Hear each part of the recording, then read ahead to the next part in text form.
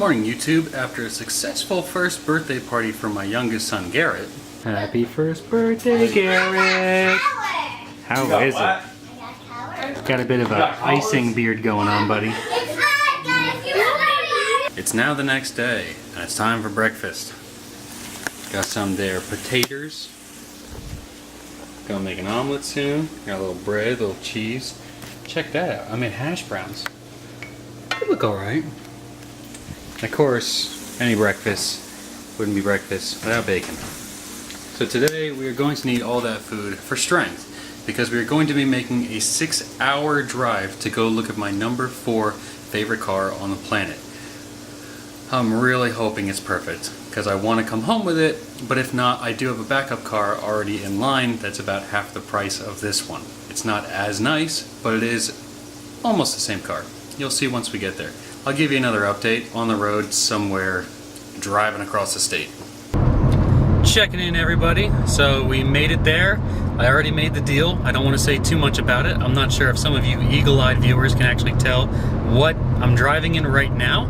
I will give you an update once we get it home. Hopefully it's still daylight. If not, I'll probably pull over somewhere just so you can have a look-see.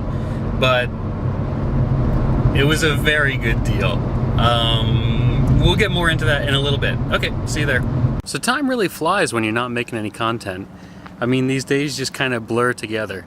The whole walking backwards and vlogging thing, it's not new to me because I've done it in the past, but it still feels kind of weird. So all joking aside, do you guys notice something missing? Maybe some 2 things missing? That's right. So we ended up selling the Miata and the Mustang. I sold the Miata for $1,000, which means it's the first car I've lost money on in quite a while. The Mustang I ended up selling for $1,200 because I found something that I really had to get. And obviously, you guys know from the beginning of this video that we were already heading over to get it, but I thought you should know a little bit more in the background before we get to the new daily driver release of what the new car is. It's over there. You can't see it. It's off camera. Oh, I'm not going to show you yet. Okay. Story time. About a week ago, I decided that I was kind of done with the no air conditioning thing. Too many mental breakdowns. Not a healthy relationship as soon as I got home, and I was already exhausted just from the drive home. So we set out to find a nice new daily driver. And I found 2 initially and then a 3rd eventually. So let's see. The first one was a Volkswagen Passat Wagon 2003 with the 1.8 liter turbocharged engine and a 5-speed manual transmission. That was the front wheel drive one. I messaged the seller a few times and he was giving me real mixed signals, which I just can't stand. Like, I just want to buy what you're selling. Can you please just be courteous and sell it to me? So that deal fell through. Then we went and test drove another one, which was a little bit more expensive, but basically the exact same configuration. It was a 1.8 turbo, 5-speed, front-wheel drive Passat Wagon, another 2003. That guy was awesome. That was a super decent wagon, but it did have some body damage as well as check engine lights and other warning lights throughout the dash. But it drove pretty solid. It definitely needed either axles or motor mounts, that being said. So I told him, you know, what's your bottom dollar? He gave me a price. I said, it's a fair price, but I had already found another one, but it was all the way across the state. It was 3-hour drive there, 3-hour drive back. So I told him, if I don't buy the one that's all the way across the state, I'll gladly pay your asking price for your vehicle. It's definitely worth it, in my opinion. We drove 3 hours one way, looked at the car, and I drove it 3 hours back with some funny side effects, things that we learned along the way. So I guess it's time for you guys to see what I bought. Allow me to introduce my new daily driver, a Volkswagen Passat Wagon, or variant, 1.8 liter turbocharged manual transmission, all-wheel drive 4Motion. I have not yet detailed this car. This is exactly how it came to me. It will definitely be getting detailed. The car is amazing. I mean, to just drive it, it's fantastic. There are some imperfections, like most used cars. So right there, we're gonna have to replace that tail light. As you can see, 4Motion, Passat. That's a sticker, some residue we gotta clean off, and this East Coast sticker will get rid of that. If we have a look around the driver's side, I mean, we can look down the car, see that there's no big dings or dents. There are small imperfections here and there, but nothing that just stands out. Because it's a 04.5 or the B5.5 platform, it has the turn signals in the mirrors, which is awesome. I think it's actually really nice. Another small imperfection with the hood, a couple little dings and stuff here, and then there are some up on the roof line above the glass. Those are definitely more critical for water sealing.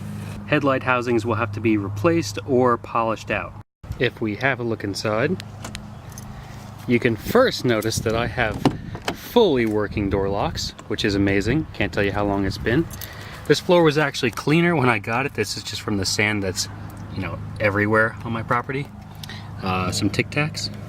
Anyway, in Florida, this is super rare. The door cards normally all just flop off and disintegrate because of the heat. This wasn't an original Florida car. You can see that it has seat covers, but look, they're not ripped. These seats are actually fine. The previous owner put them on because she kept burning her butt every time she got in it. There was also a baby sock over top of the shift knob because she was burning her hand. In the back, it's more of the same. Just really well kept seats. It's so nice to have something nice again. It's been a very long time for me. I haven't even sat in the back of it yet. I don't know what's all back here. Like this. What's this? Ashtray? Oh, cigarette lighter? That's interesting. And I don't know if that does anything. So let's not play with it. And then in the back, again, really well kept. We still have the jack amplifier combination. No health kit though. I was kind of sad. Some tools that I brought with me just in case we broke down. 2 power outlet switches in the back. But just clean, you know? Just clean. Along with the spare. Oh, that's heavy. Yep, all there. I think I'd like to get some kind of weather mat to cover this whole thing because I plan to use it as a wagon. Oh, and we still have this. We can still cover the whole thing when we need to, in case there's ends up being a sound system or something in here and people don't need to see what I have.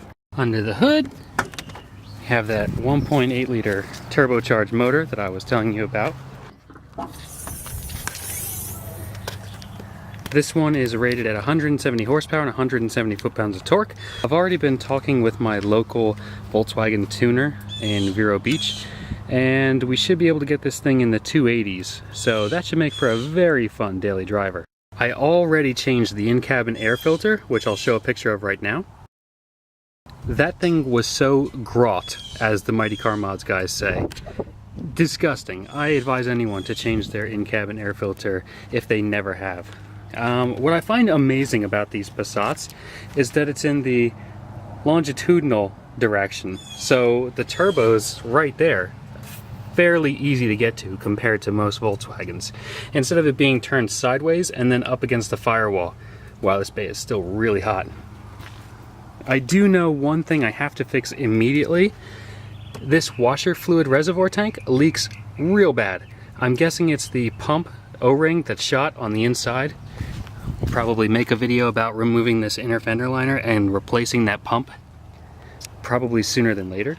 So we should probably talk about some more hard-hitting stuff. As you can see, this timing belt was replaced at 166,000 miles.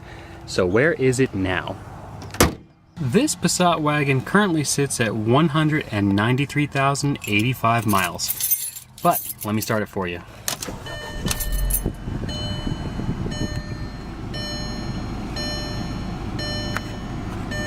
Boy, that chime is really annoying. The engine is currently running. I'm not sure if you can even hear it in this video, but it's running.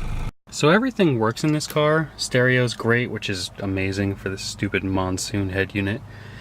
The sunroof does function, but there's something wrong with the pinch sensor, so you have to manually override it by pushing in the button so that it, you know, if there was some fingers or something caught in between here, it would just crush them. But luckily it still closes properly. We will have to look into what's going on with that.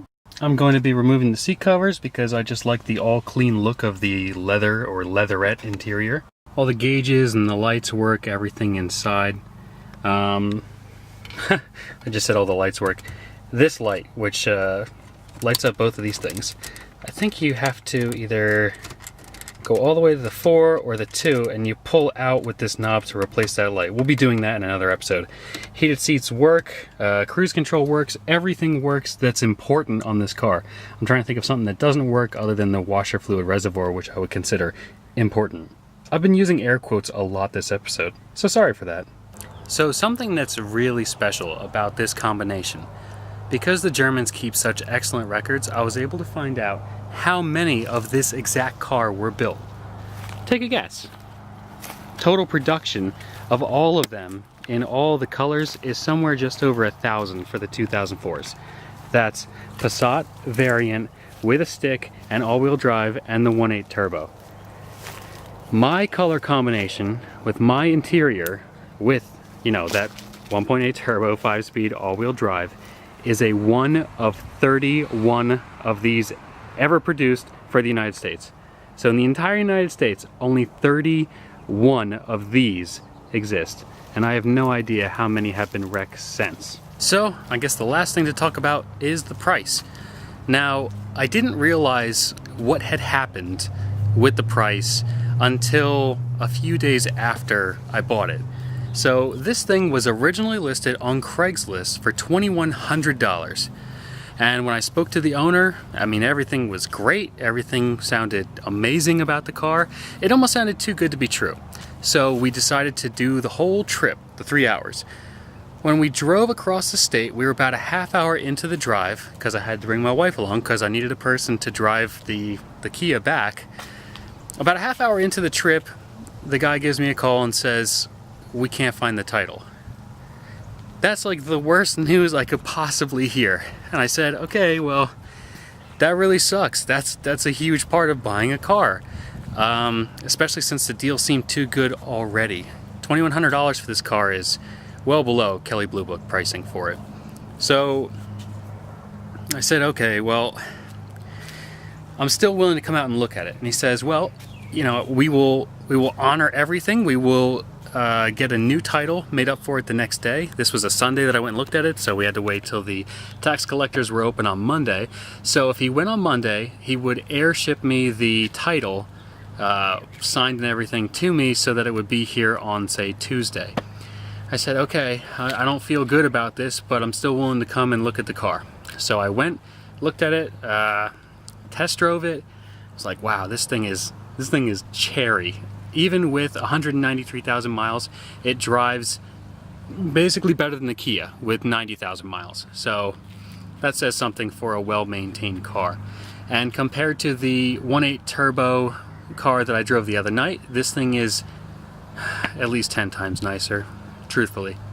So after test driving the car, it came time to negotiate. Someone had just walked onto his property and was going around in his backyard. He had no idea who it was, so he went off to go see what was going on with that. So he left his wife to negotiate with me. Now, the wife was super sweet. She was actually the owner of the car. He was just being the guy, I guess, and telling me all about it. So I said, okay, well, you're asking $2,100 for the car. Would you take, say, $1,800? Now this is knowing I'm most likely going to come up from that 1,800 and meet her somewhere in the middle. I was already willing to pay the 2,100, it didn't matter. She goes, offer me 1,700. I'm like, okay, would you take 1,700? Yes, I would. Okay, why? Why would you take less than what I offered? She's like, oh, we felt so bad about what had happened with the title. You know, we wanted to sell this car. Actually, you're the only person that came and looked at it. I was like, but it's been up for months. How is that possible? I didn't think about it at the time. So, We drove the car home. I had a problem with the moonroof, had to look up real fast how to close it because I had opened it like a dummy before a 3-hour trip without knowing if it could close or not. Stupid idea, don't do it. Well, I got to thinking, and I noticed that on the extra keychain, let me get it.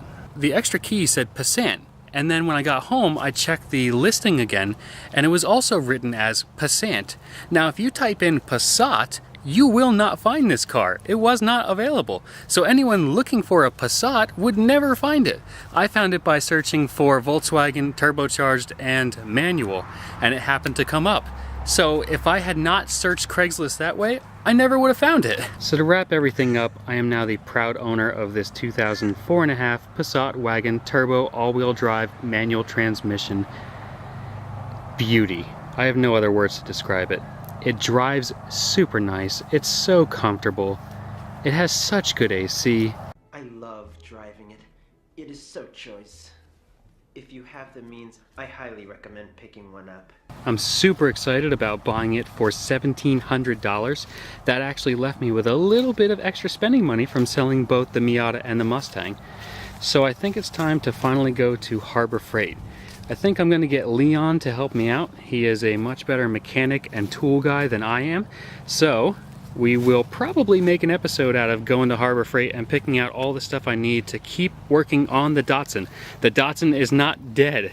We just had to find some new vehicles with air conditioning before I blew my brains out. I know this was a bit of a story time episode as far as my show goes, but I hope you're excited for me as I am about this new wagon. It's going to open up a lot of new possibilities. Also, of course we're going to mod it. It's a turbocharged Volkswagen. And of course it's going to break down. It's a turbocharged Volkswagen. It's what they do. And guys, do you know that we are closing in on 500 subscribers? I know the people with millions of subscribers don't care about stuff like that, or maybe they do. I'm sure some of them do. But for me, for just a normal guy that I am, 500 people willing to follow me and my adventures, that's amazing. Like, if you put 500 people in a room, that's one more than 499 people. Did you ever think about that? Obviously, I'm rambling at this point, so I apologize. But thank you so much for watching. Maybe hit the like, subscribe if you want to see more content like this. And this was a weird episode. They're not going to all be like this.